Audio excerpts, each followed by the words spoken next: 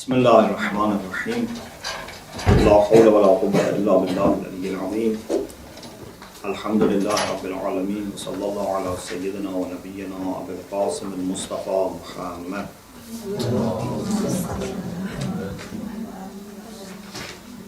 وآله الطيبين الطاهرين لا سيما بقية الله في الأرضين عجل الله تعالى فرجه الشريف وجعلنا من أعوانه وأنصاره اللهم أخرجني من ظلمات الوهم وأكرمني بنور الفهم اللهم افتح علينا أبواب رحمتك وانشر علينا خزائن علومك برحمتك يا أرحم الراحمين. We've been discussing the miraculous nature of the Quran, and there are few more ideas related to this issue in the book. One is, what are the features of the Quran that makes the Quran a unique book and a miracle? We already talked about some aspects. Another thing that needs to be added is the linguistic aspect of Quran. Although the same letters, Arabic language has certain letters, and the Quran doesn't have more letters. Arabic language has certain grammar. The Quran doesn't have a special grammar. It's the same letters, the same grammar, whether it be morphology or syntax. But it's different. It's like you give the same ingredients and recipe, because recipe is the same, ingredients are the same, but one makes a delicious food, another makes a food that all the cooks say this is not what we can make, this is beyond our capacity. So then you wonder what has happened. The ingredients are the same, the recipe is the same.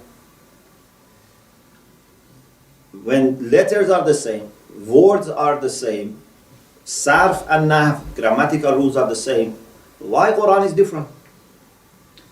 Even as the book mentions, the Quran is different from prophetic hadith. We have many hadiths from Prophet Muhammad sallallahu alaihi wasallam. For example, there is a collection called Nahjul Fasaha.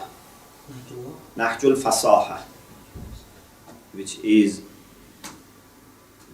the path of eloquence. Fasaha means eloquence, Nahj means path.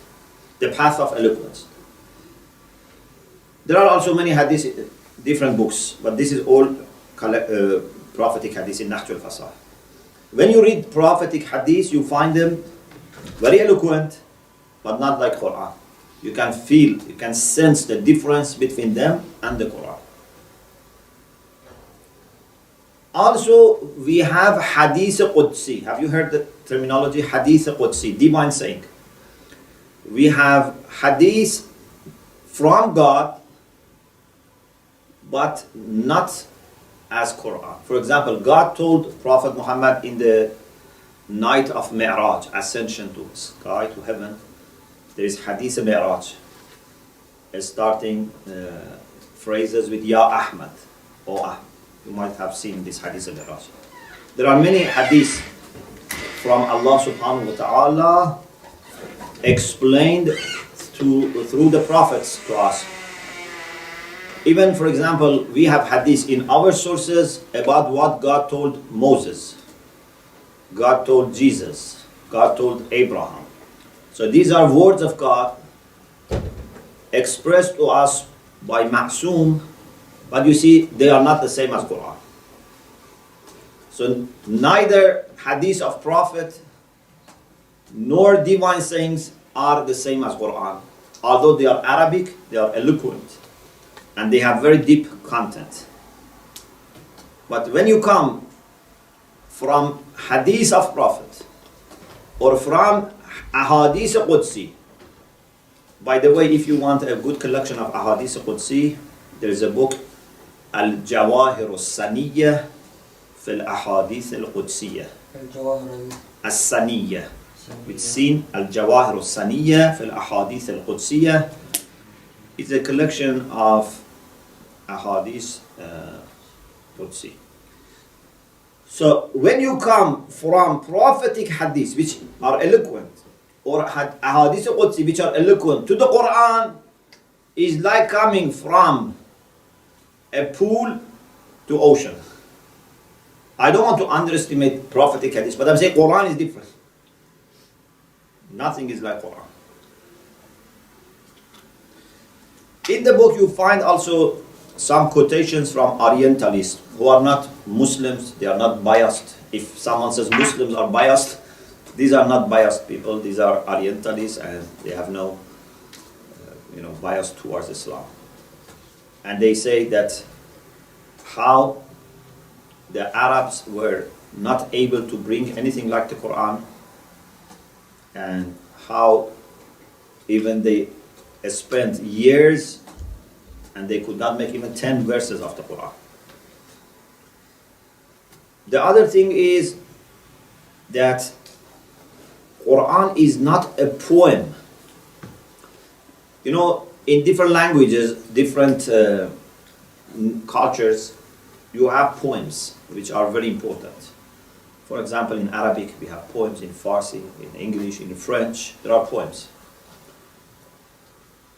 Poems, because of their nature, they have some added beauty. Because of rhythm, structure, they have some added beauty. But many times poems also come with exaggeration, with metaphorical language, even sometimes with lying. There is a saying in Arabic, أعظم الشعر أكذبه. أعظم الشعر أكذبه. Means the most pleasant poem is the one which is most dishonest. Means it comes with more exaggeration. You distort the truth to make it more attractive. Quran is not a poem, but still is attractive. Quran doesn't come with exaggeration, with distortion, with twisting the truth or reality, but still it's attractive and engaging. So this is something that the Arabs of that time understood better than anyone else because they were at the peak. Yes? Is it because the Quran has no lies, just fully pure and truth? Is that why it's splitting moving away from being a poem? This is one reason. This is one reason. One is because poems were normally mixed with wrong ideas, and the Quran also criticizes some poets. إن الشعراء يتبعهم الغاوون. It's not every poet, but the poets of that time and some poets in other times, many of them were just trying to mesmerize people with their words, and there was no truth in it. And the people who are misguided follow them. The Quran says, الشعراء يتبعهم الغاوون.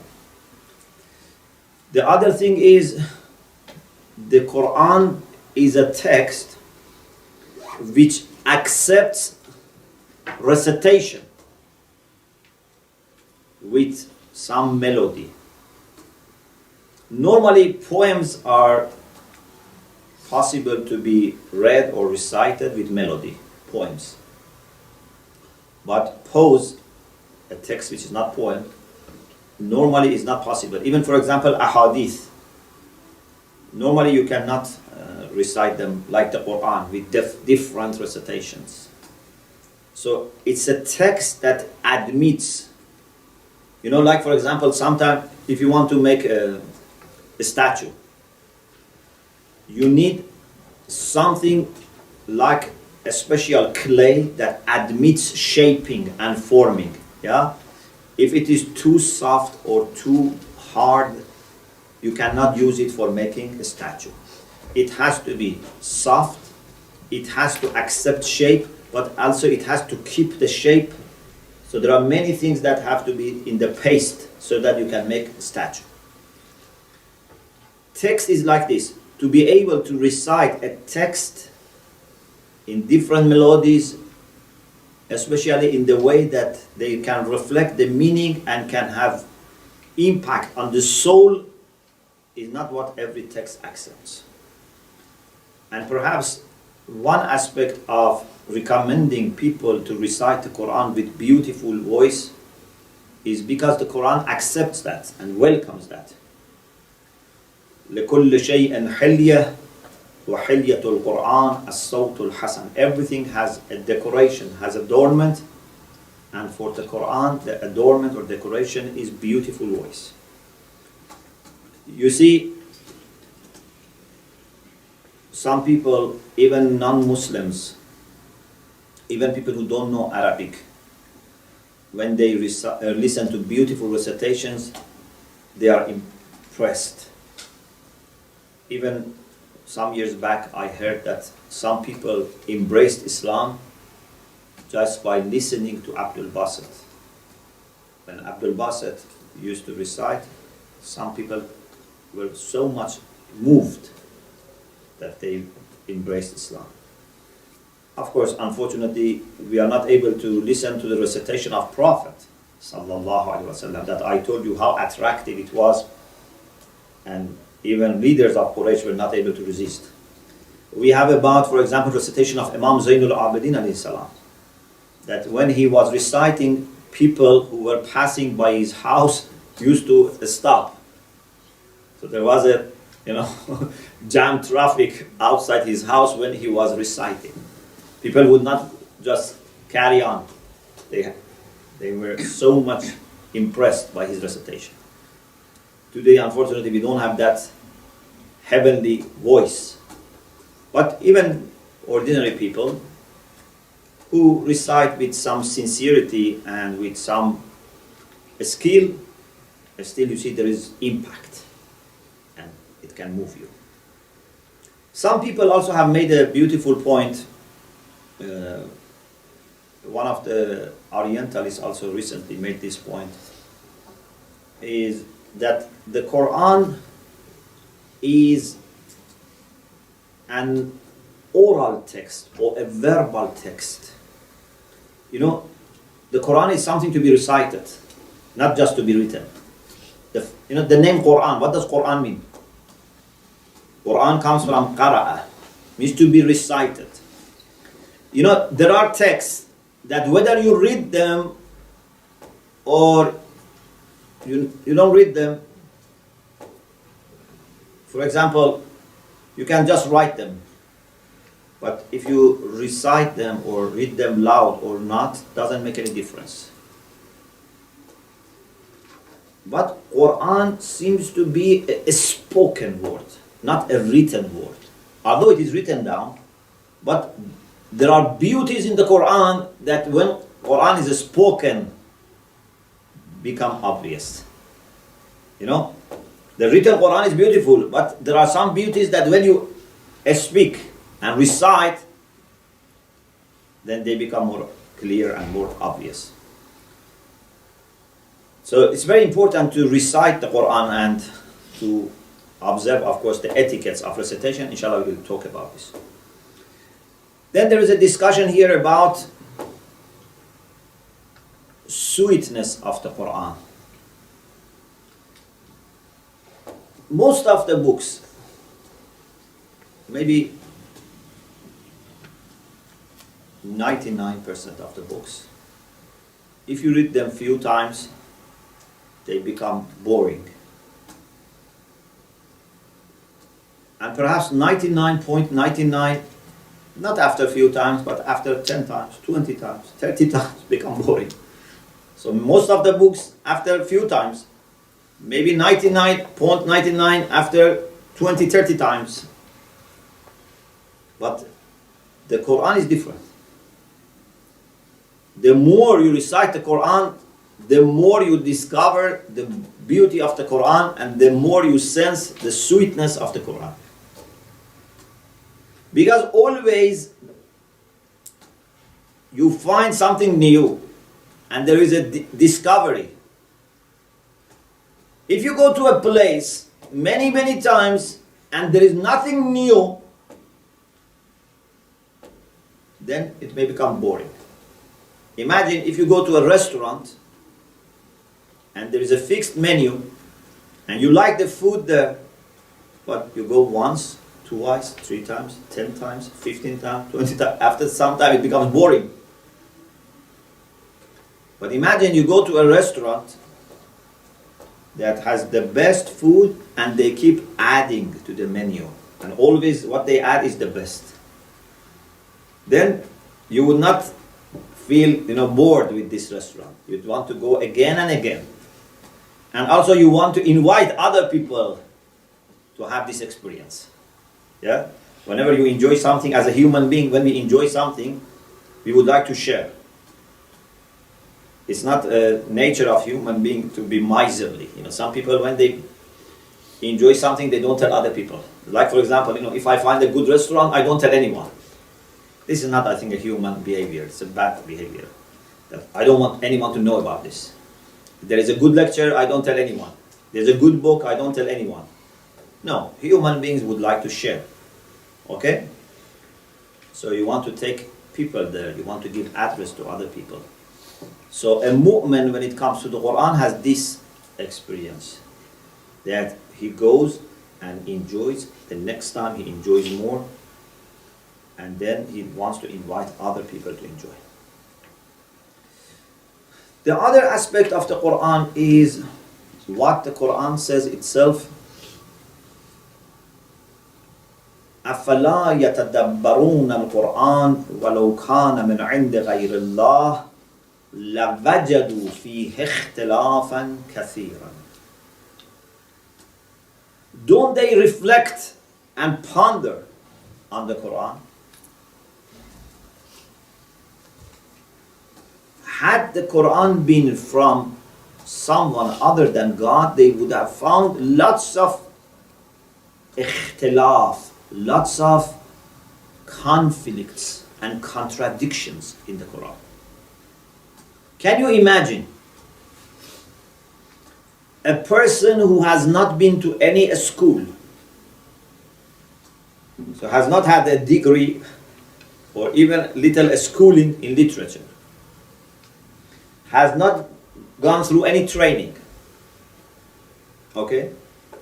He doesn't have books and libraries around him. He doesn't have professors around him and advisors. And over 23 years of most challenging time, he presents a text, and this text has no contradiction. Many writers, many philosophers, many jurists, many mystics, although they are trained, they have books, they have teachers, they have students, they have libraries, and they don't go to the difficulties that Prophet went through.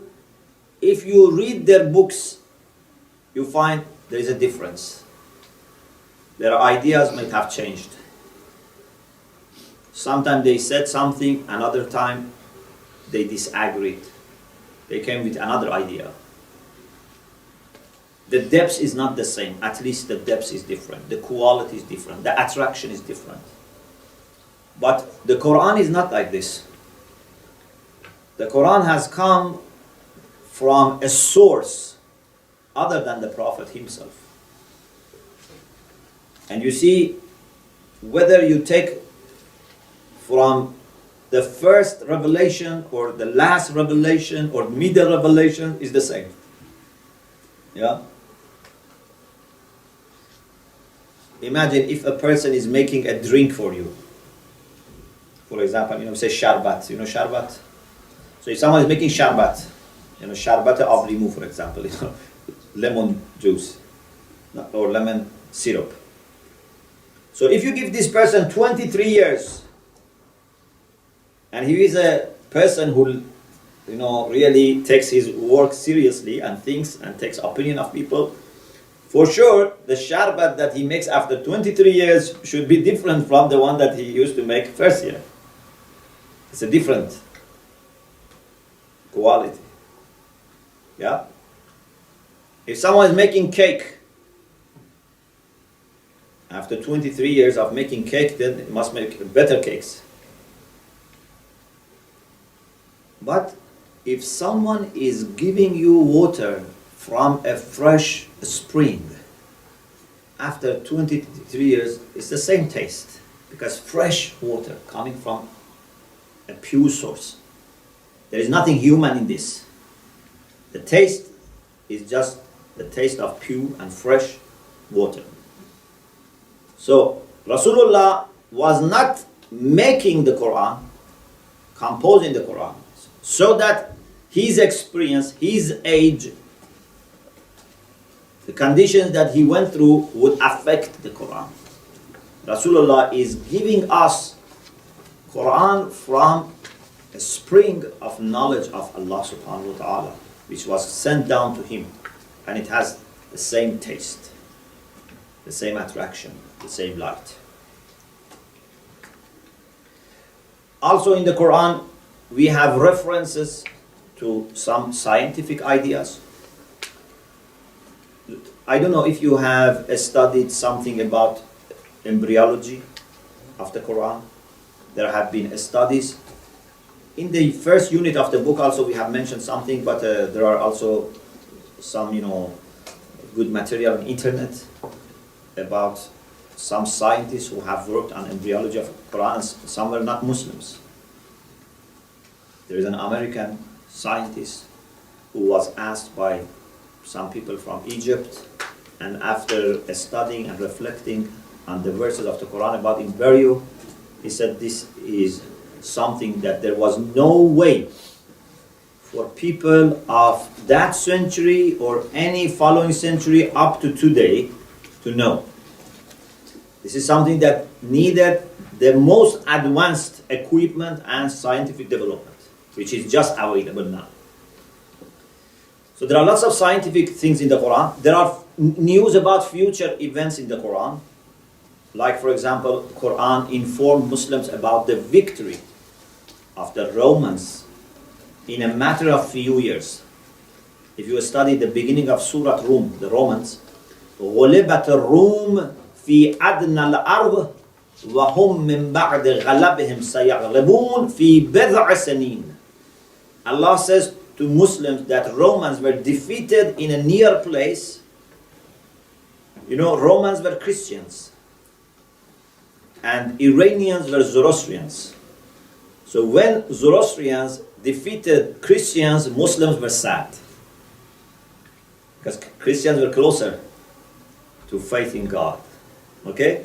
Although Zoroastrians also believed in God, but Christians were more monotheistic, or closer to monotheism. So they were sad. Why they were defeated? Then Allah says, وَهُمْ مِنْ بَعْدِ غَلَبِهِمْ سَيَغْلَبُونَ. But after being defeated in a matter of بِضْعِ سَنِينَ. بِضْع in Arabic means 3 to 9. So Allah says in a matter of few years, they will win. So this was a news about future which happened. Or for example, إِنَّا أَعْطَيْنَاكَ الْكَوْثَرَ. The person who had made mockery of Rasulullah for not having a son, I think if I'm not mistaken, had 12 or many sons. Allah subhanahu wa ta'ala said, إِنَّ شَانَأَكَ هُوَ الْأَبْتَرُ. He would have no progeny. No one could think a person who has 10 or 12 sons would be left without any progeny. He would have no grandchildren. And Rasulullah sallallahu alaihi wasallam, who had no son, Allah gave him such great progeny through Lady Fatima salamullah. Didn't he have Ibrahim? No, forgot his son. He had one son, but he died at infancy. Who? I don't know. I think it's Prophet? Yeah, he had one son, but that Yes. one died in him. So his son had died. Yeah. So because his son had died, so this man made mockery that Prophet has no son, so he has no progeny.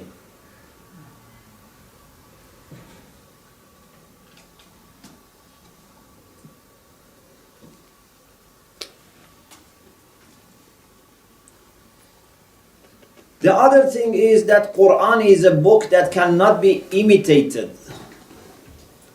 You cannot imitate the Quran by producing or reproducing something like the Quran, whether it be from its scientific perspective, from its intellectual perspective, moral and spiritual perspective. You cannot copy or imitate the Quran. And then it has come from a prophet who is Ummi.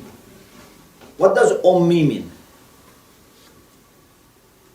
Ummi. There are different interpretations. One which is very famous is that Ummi means illiterate. Ummi means illiterate.